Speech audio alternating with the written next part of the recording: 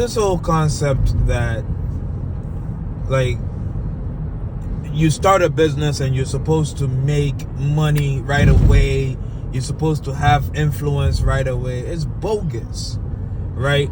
Because one of the things I've come to learn is that whatever that is not working, whatever that you are doing is either working for you, working on you, or working with you, right? So for example, you want to go door to door, you're trying to find cleaning clients, and everybody is saying no. You're going on lead generation apps, everybody is, people are just, it seems like you're getting leads, but then the leads don't really want you. Like, you put in a bid, you do a walkthrough, you've done everything, and still the answer is no.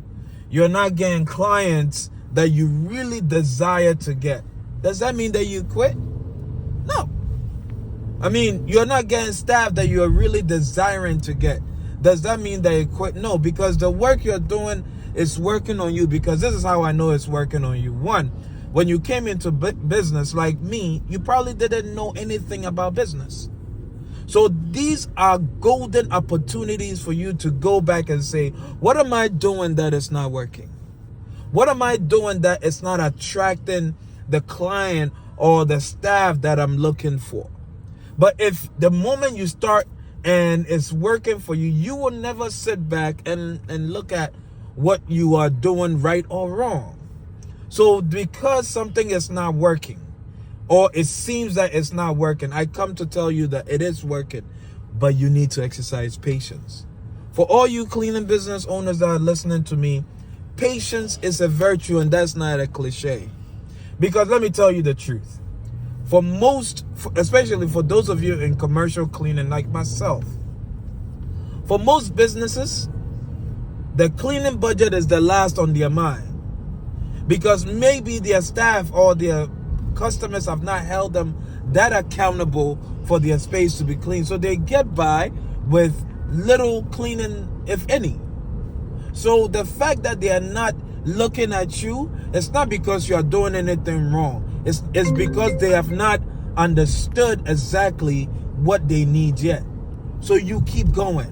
You keep talking to them. You keep educating them. You keep listening to what their need is. One day you're going to figure it out, and boom, you hit them with something, and it's like, haha, they get the epiphany moment, and they're like, oh, this is the company we've been looking for. So all I'm saying is that don't give up, right? Whatever you are doing, it may not seem like it's working right now, but I promise you, it's working on you, because it is changing your mindset. It is changing your attitude. It is changing your focus. It is changing how you look at your business. Because a lot of no's is gonna make you walk away, it's gonna make you sit up and say, I want to get this thing right. I'll leave with this.